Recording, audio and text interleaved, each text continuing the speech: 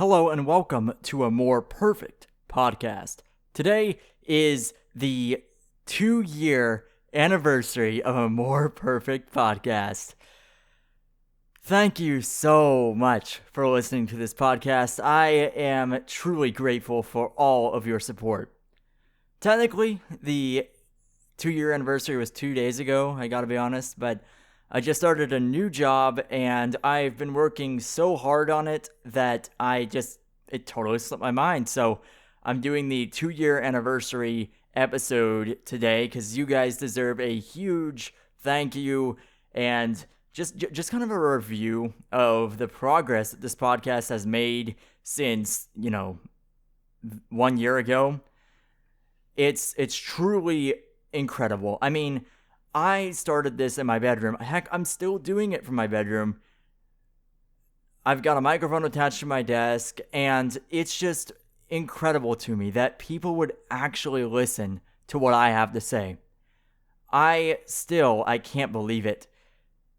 The podcast has made top 100 in the United States, not just once, but 3 different times over the course of its lifespan.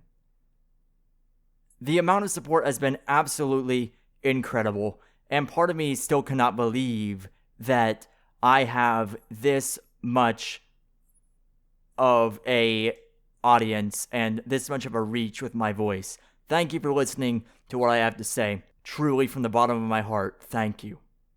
Gonna pause here for a second and give a quick shout out to my sponsor, Surfshark VPN. That's actually another massive leap of progress that this podcast has made. I got sponsored by Surfshark VPN. How about that? If you want to secure your internet from prying eyes, then check out Surfshark VPN. You get to support the show financially, and you get a discount while you're at it. 81% off if you click the link in my podcast description. What are you waiting for? Secure your internet. People could be spying on you. Don't let it happen. Get Surfshark VPN within the podcast description. The podcast has made a lot of advancement in this past year. I mean, seriously, like episode 26, that was my very first call-in episode. Technically, the one where I interviewed Dr. Hash was a over-the-phone episode as well, and also, well, I mean, it wasn't a phone call, it was voice messages on WhatsApp, but the Venezuela episode was also totally remote as well. But the special thing about episode 26 was that I was talking on the phone live with people and recording it at the same time, kind of like people call into a radio show. Actually, that's exactly what they do. And my equipment is able to do that now, and I'm incredibly grateful for that because I think it's just so cool that I'm able to do that now. Episode 29, that was my first solo hour-long episode. I remember I finished that thing about, it must have been 2 o'clock in the morning, and I was just pacing back and forth listening to it from my computer speakers because that's what I do when I finish an episode. I'll finally take my headphones off and listen to it after I'm done, cutting it up and cutting all the bad parts out, because I do all the editing, all the research. Obviously, I do the podcast as well. I mean, it's a one-man band, so they say. I'll do one final listen through, and I remember listening to that thing, and I was like, wow, this is a long episode, and man, I had a whole Word document, and it was like 2 pages of just links for the research for that episode. It was a really big milestone in the podcast. Another milestone was my first big lengthy series for this podcast, and that was about election fraud. So the election fraud series was episodes 31, 34, 35, and 36. All those dealt with the election fraud. Episode 31, it was really like kind of like a generalized thoughts, and then episode 34, 35, and 36, all those episodes, they really laid out the case in detail about what I was thinking and why I was thinking it. it was quite the experience. I mean, it took me a long time to get through. It was all in one document, like the outline was, and then I was originally planning for it to be a trilogy, but I've done so much research, right, that it eventually ended up being 4 parts. So that was incredible. Thank you guys so much for listening to that. That episode, that series rather, got quite a good response. So it was a very, very good thing. But then, shortly after that, the podcast changed. It took a turn. Episode 37 and onward, past episode 37, it took the podcast full on into the cultural quagmire. After kind of touching on it, dabbling in that as a sort of sub theme to previous episodes. I had mentioned it here and there, like in the Joe Biden episode where I was talking about him when he first got inaugurated into office and the nightmares first began for a lot of us. Gas prices. That's all I need to say. Gas prices are just terrible right now. After the nightmare first began, I hit on a very specific thing, and it was the racial executive orders that he signed in not even in office for 24 hours, and he repealed this, what became a big issue later, the diversity training, that thing that Trump had signed, that dealt with critical race theory, even though it actually never mentioned critical race theory. It's actually what's called critical praxis, which is critical race theory being applied. So it's not like teaching the theory itself, it's the application of that theory. So like for something to be a critical theory, it needs to have praxis, or that praxis is a communist term.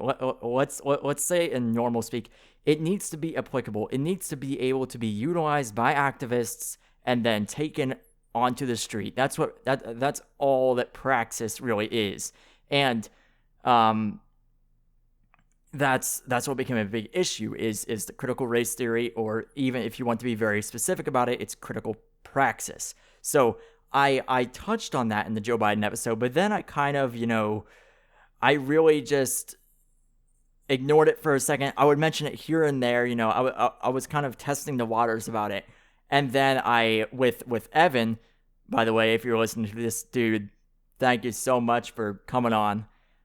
It means a lot to me. You had some of the best insights on some of this stuff, like some of the most unique insights. I do a bunch of research. Some of the things you said I had never read before, so that episode was super awesome. Thank you so much, dude, if you're listening. And you guys enjoyed that episode too. It also got a really good response.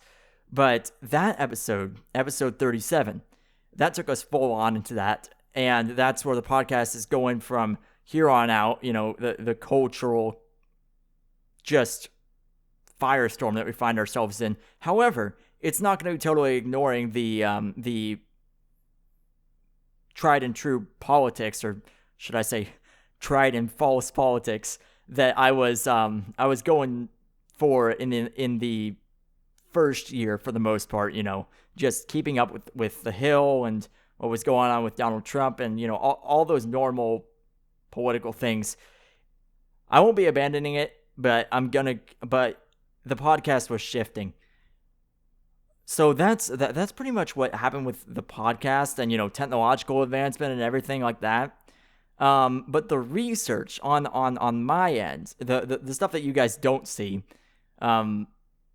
but you can find in the source lists. I say this every episode.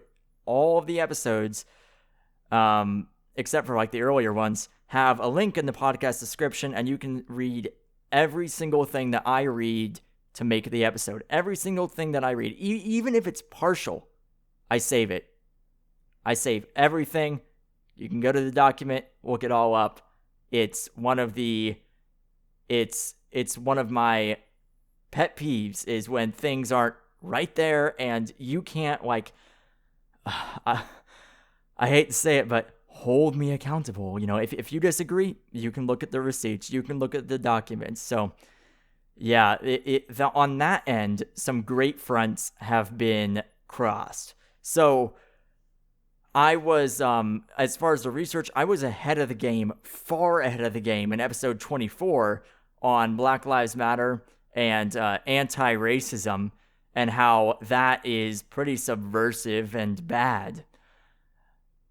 I was ahead of the game also on episode 22. And the Chauvin trial, I really broke it down on, what they were going to say. The result did turn out differently than what I thought it would be.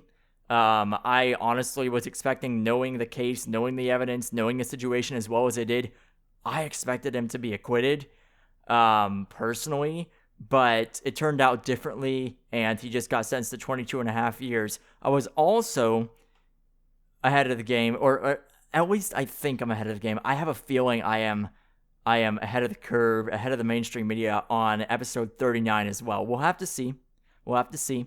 But episode 39 was about the language changing. I have a feeling about that one, that's going to become an issue. So all this stuff has been complemented over time by my greatest innovation as far as research goes yet. Reading books. You see, for most of the first year, most of it, not all of it, I had started this one book at the tail end of the first year, so I'm just going to chalk all this up to, second year achievements. I started reading books, and I have read a lot of books in the time that I finished the first one to now. So let me just list off all the books that I've read so you guys can check them out if you are interested in this stuff like I am. So the first book I ever read was actually for the Venezuela episode, so I guess it's in the first year, but it was called Crude Nation: How Oil Riches Ruined Venezuela, and that was by Raul Gallegos. I hope I'm pronouncing that right. Most likely I'm butchering his name. The second book that I read when I really started seriously reading was Suicide of the West by Jonah Goldberg. Coddling of the American Mind by Greg Lukianoff and Jonathan Haidt. That was a really good one. I actually listened to that one through Audible, so it was a really good book. If you haven't read it, I'm serious. You have to. It is one of the most brilliant books I've ever read. So is Suicide of the West. It's pretty good as well. Really heavy. As far as, my first American politics book, Suicide of the West was like trial by fire. I mean, that thing is packed with some serious information, and I'm serious. Like, Jonah Goldberg is an intellectual bulwark. Like, check it out. I mean, that was the very first book I read. Then I also read Democracy in America by Alexis de Tocqueville. I didn't actually finish that. I only got like a third of the way through. I'm going to finish it one day, but it was so hard for me to read it. I mean, I got through it. I loved it. It's a classic. It's one of the foundational American books, you could say, that we hold here in this nation. I mean, Tocqueville is foundational. I also read How to Destroy America in 3 Easy Steps by Ben Shapiro. Got that one for Christmas. Shout out to my mom. I also read The Diversity Delusion by Heather McDonald. I actually read that recently. Didn't get through it. I wasn't really gleaning anything from it, but it was still a pretty good book. I mean, I learned a lot about implicit bias from that book. So those are all the books that I have read to date that I can remember. I'm probably missing a few here and there, but currently I am reading Cynical Theories: How Activist Scholarship Made Everything About Race, Gender, and Identity, and Why This Harms Everybody by Helen Pluckrose and James Lindsay. And I'm also going to be reading the Federalist Papers, all of them, not just the ones we were taught about in school, but all of them. And certainly there's a lot of insights to be gleaned from there. And Cato's Letters is also on my list. If you know what that is, you're a real one. Cato's Letters is basically where we got the idea for the First Amendment, for freedom of speech. It's foundational to the founders and their thought process as far as creating that First Amendment. So that's what's on my reading list, you could say. books are an incredible resource to learn about anything. I mean, it's basically like reading 100 articles in one go, right? Books are an incredible research tool. And I mean, it's obvious, right? It's obvious to anyone who, thinks about it. Oh, duh, books would be a good resource. But like, if you really, like, you have to experience it to actually appreciate how much books can give you. So read books. I mean, I don't mean to sound like, a freaking like this isn't the reading rainbow, but books have been amazingly helpful in expanding my knowledge and really grounding me in my roots. Like I out of all the books I just named, 3 of them really stand out. Democracy in America is the first and foremost. I mean, it's classical literature for a reason. The second one is Suicide of the West. I still glean insight from that book and what I learned from that book to this day. I mean, it was truly an incredible book.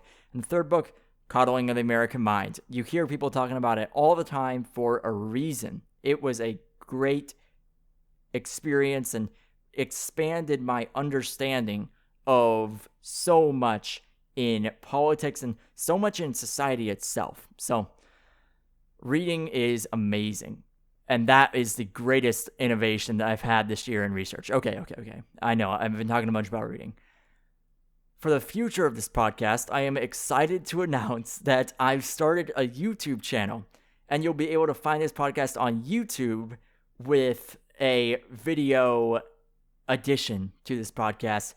Not quite ready to announce it yet, but when I do, I'm going to make the announcement and post the link and everything so you guys can watch those videos, share it with your friends, much more easier. Hopefully it'll, cross your fingers, cause the podcast to grow a little too. But that's my big, looking into the future for this podcast. Obviously, we're going to be focusing more on current events, current issues, and but in my own way, like I tend to pick out like the larger themes, the deeper thought to this. To all this stuff, instead of just saying, oh, well, the liberals, man, they were like hypocritical here. No, that's, if you've been listening to this podcast for a while, you know that I like to go a little bit deeper, get under the surface with these issues. So that's where the podcast is going. Again, thank you guys so much for your support. It's so humbling to me that my voice is being heard all around the world. I truly cannot thank you guys enough. With all that being said, please share the podcast with your friends. I am truly excited for what's in store. I have some great things planned. And as always, have a more perfect day.